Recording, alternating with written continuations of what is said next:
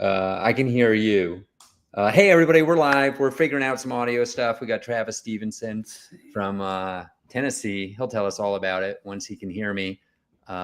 It's Always Bookin Comedy. It's Monday nights. He looks not confused. Hearing anything, Mark. All right. We're let me send him a note and just let him know we are live.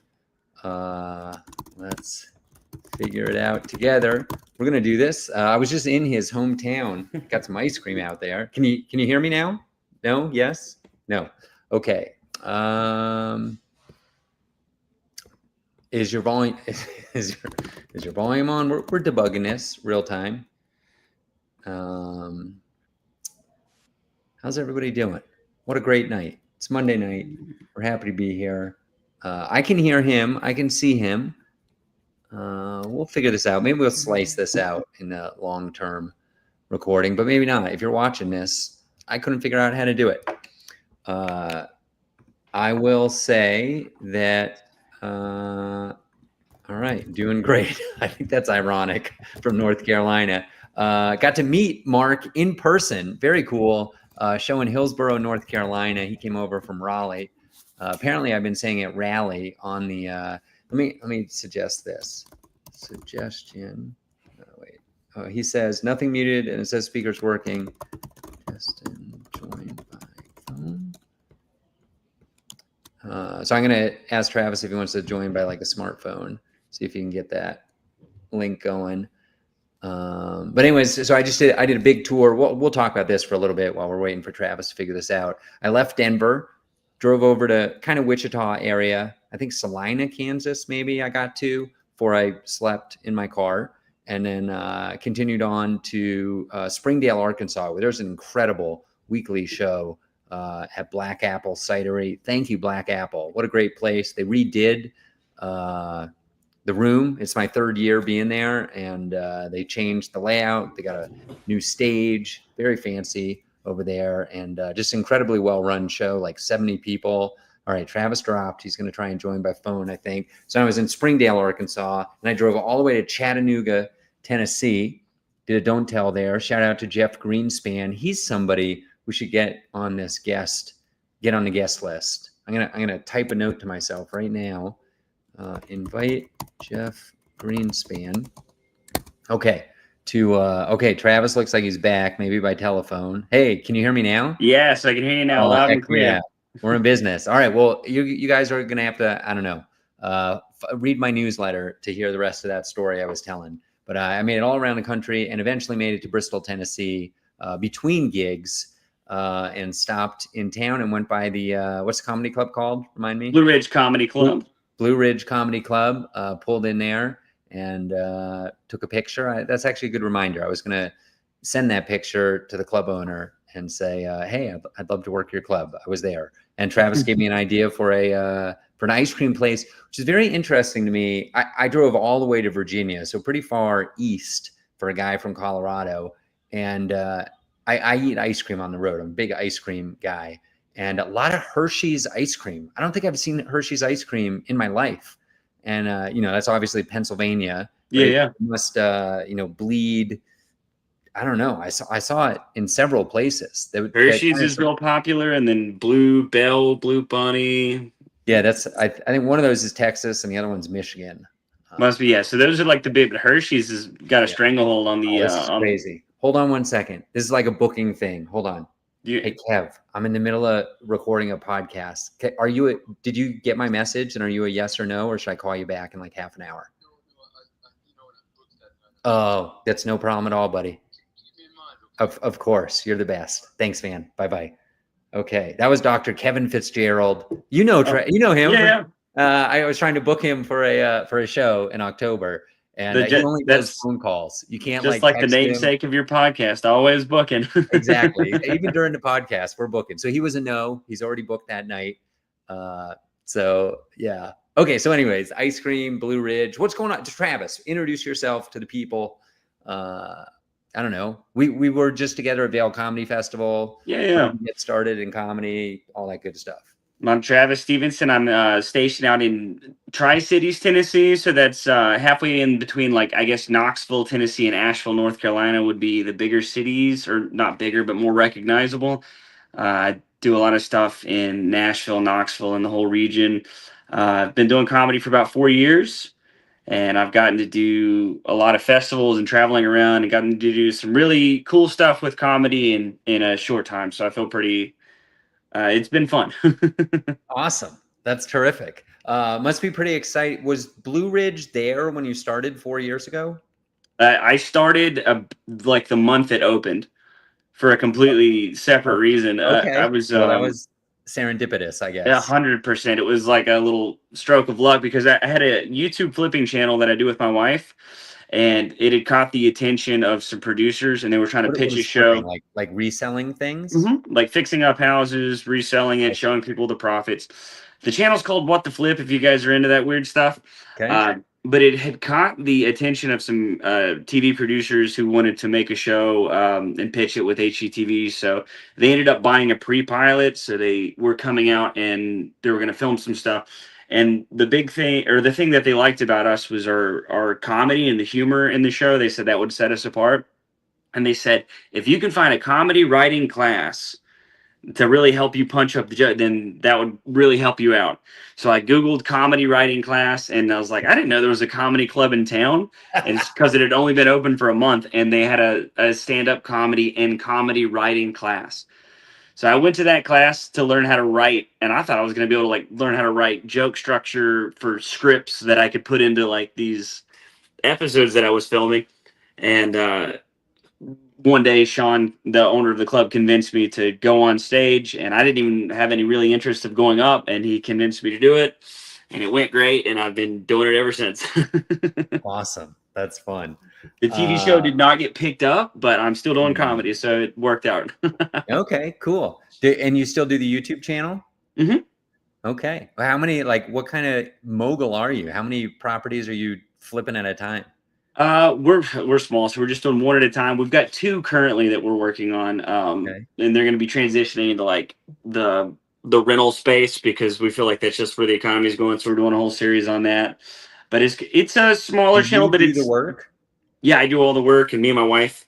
It's like 50,000 subscribers, so it's not big, but it's not super small either. So it's like Yeah. a decent little That's space. exciting. So, like, can you do like electrical and like, or do you have to bring in people when you need permits and stuff, or like, I don't know, laying concrete or something like that? It's one of the biggest struggles of my life. I would love to pay contractors to come out and do it, but you've got two options anymore. Either you're going to have to pay some exorbitant amount of money to have it done right, or you pay what you think is a fair price to a guy who's probably going to steal the copper out of the wall and never show back up. And then you end up having to do it yourself anyways. Like the last house we did, um, it had copper pipes, and during a big freeze before the house was being sold, all the pipes burst.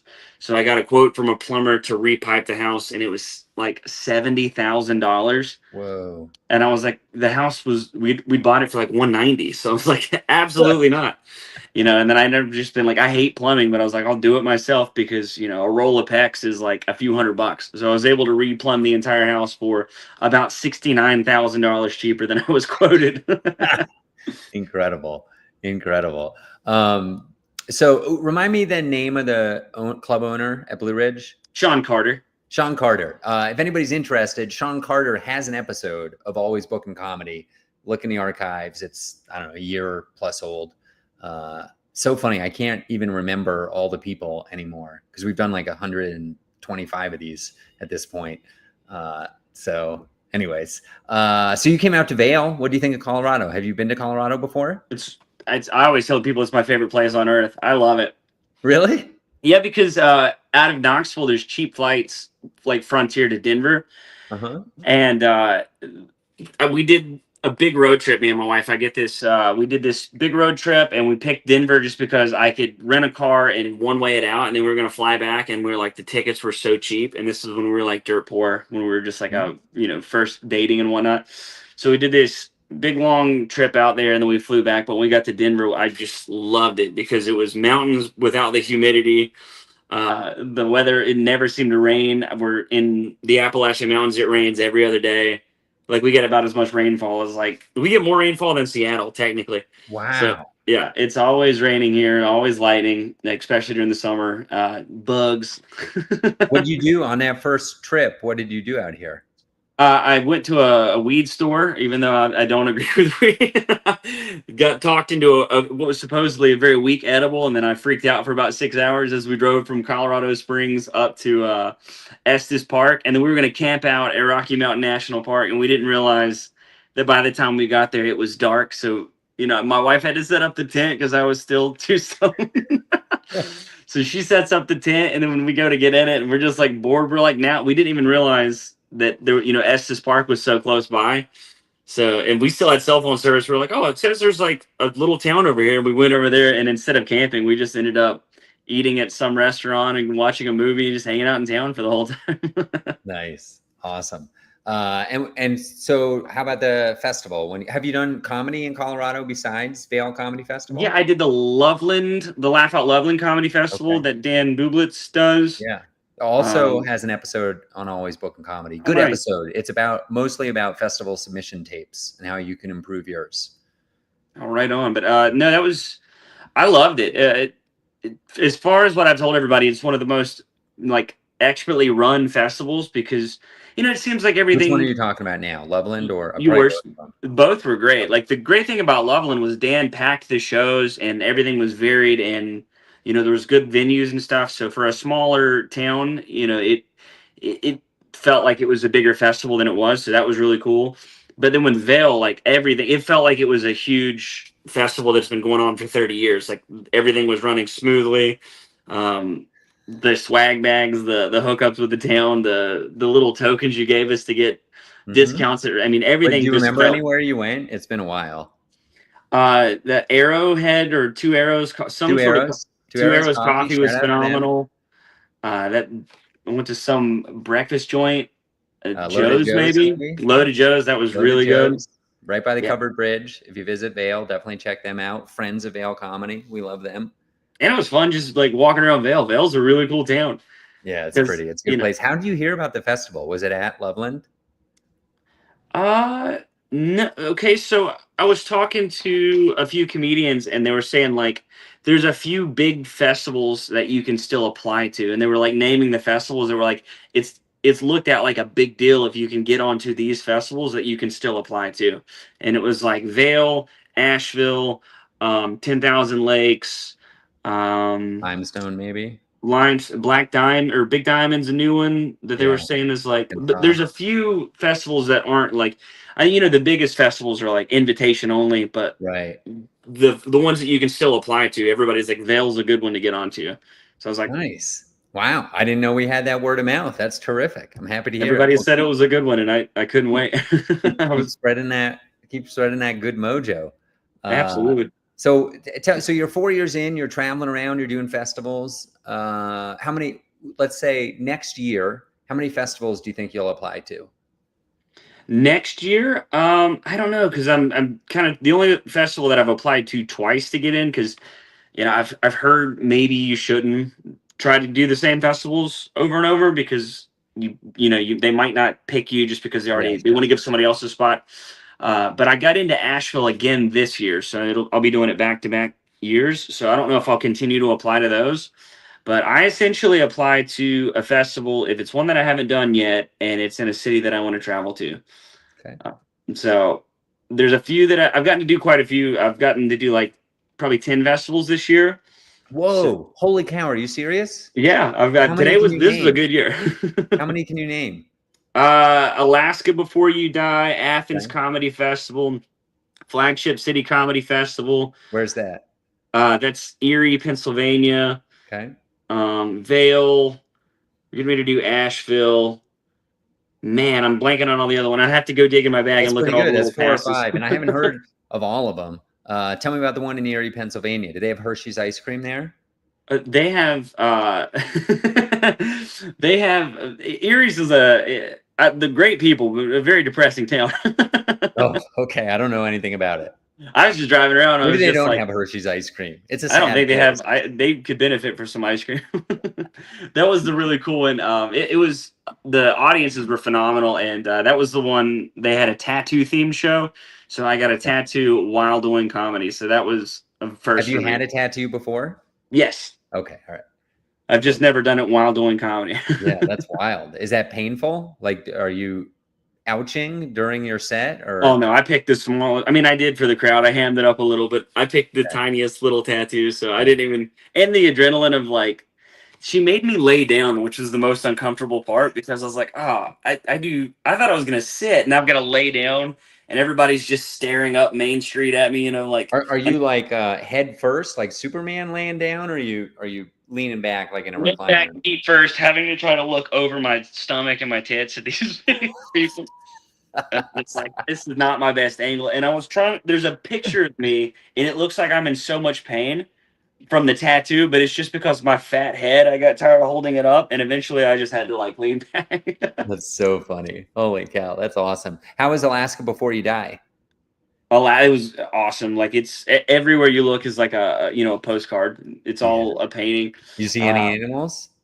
Oh my god! Yeah, we saw like several moose and stuff just out in the wild. We saw the white mountain goats, the crazy Yeah. looking wild things. We saw those.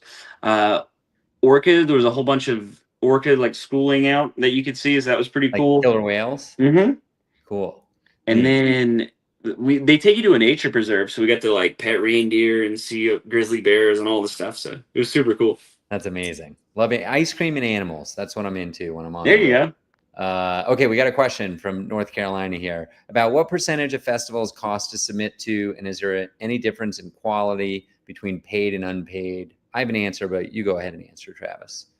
I'd say look for the early bird specials, but then I don't think the cost always is coincides with the quality of the festival because I've definitely paid a lot of money to go to some festivals where there wasn't like a lot of value for the comedian, and then I've also not spent a lot of money and gotten a ton of value. Like Vail is a very affordable festival to apply to, and you get a ton of value going there. So, 2 thumbs up. Vail Comedy Festival. I've heard of it. It's pretty good. Yeah. So to answer the question more directly, honestly, I can't think of very and I many. got a fifth of. Oh my gosh, it made it. Put it on camera because I want to Yeah. promote them. Let me take a screenshot of this right now so I can send it to him. Okay, all right.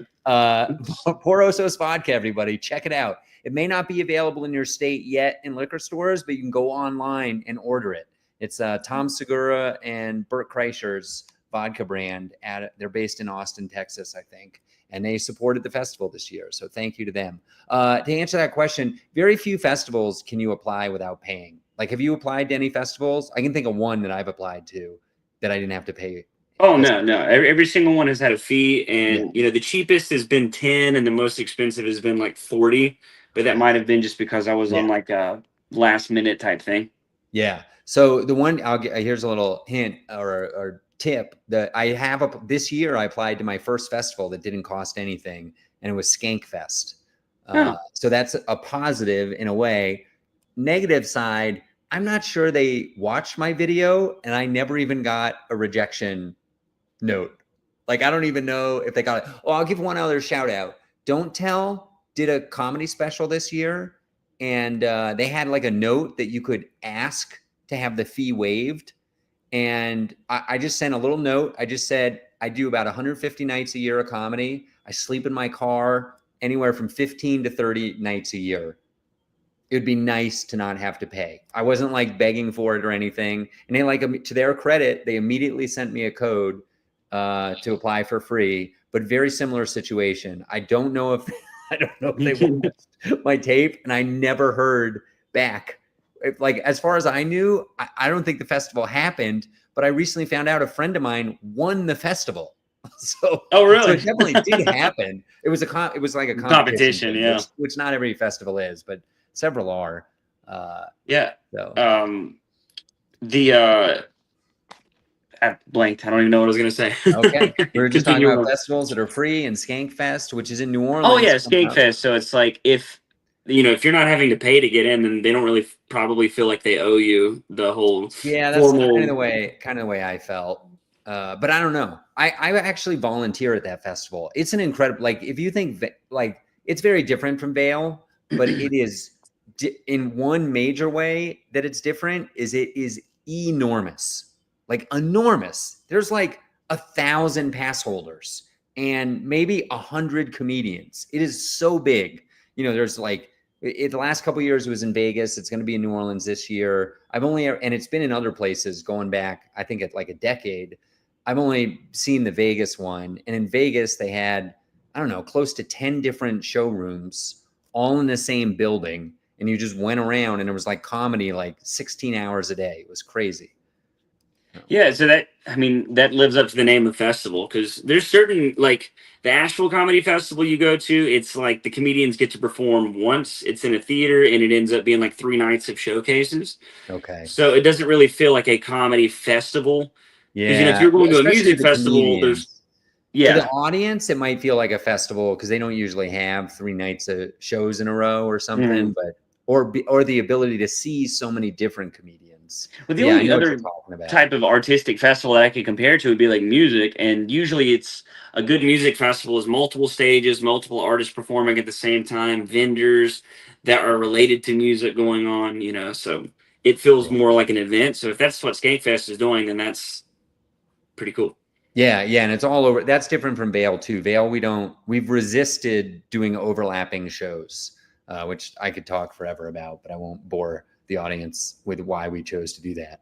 But Skankfest definitely does have like they can have like 6, 7, 8 shows going at the same time, and they're all packed too, which is crazy. Yeah, but that's Vegas and New Orleans. Like Vail, it's kind of like a tight little community. So it's, a lot of the people who are going to the shows are going to every show. So it feels like, Yeah, exactly, exactly. What do you?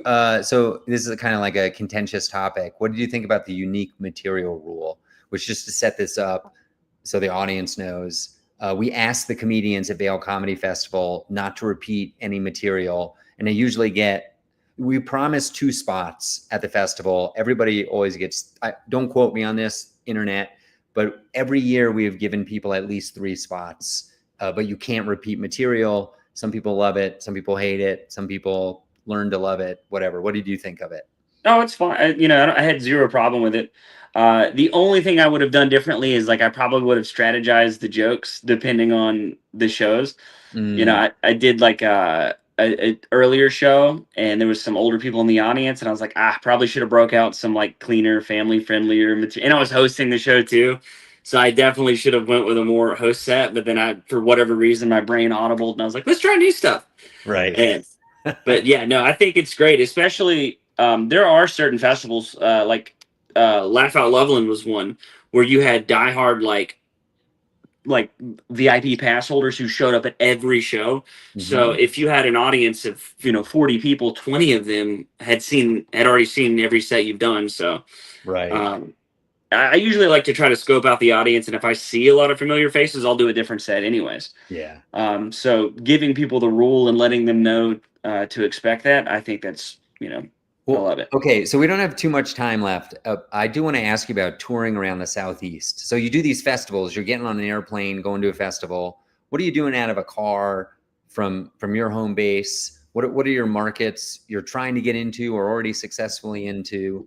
I've done Zanies at Nashville. So Okay. Zanies in the Lab, I've done that, and all the little alt shows that can be done in Nashville. Uh, Trying to get like be more of a staple in that scene would be nice. And then I just did Laughing Skull in Atlanta. So the 2 biggest scenes in my area would be Atlanta and Nashville for sure, Okay. because there's a lot of bigger comedians that are getting launched out of those 2 cities. Hmm. And then there's also Chattanooga, which I'm going to do the Comedy Catch in September. I'm going to be hosting for Karen Morgan, so Nice. that'll be cool. Chattanooga's got one good club, and that seems to be the case. It's like Chattanooga, How do Louisville. you get it? How do you get that spot? Oh, with at the Catch, Yeah. that was when I was at the Athens Comedy Festival. She was the one who was putting it on because that's her hometown is Athens. Okay. And I just talked with her and hit it off, and then she said, "Hey, how close are you to Chattanooga?" And I was like, "Oh, it's like a 2 hour drive for me, something like that." And she goes, "That's too far." And then I was like, "No, it's not."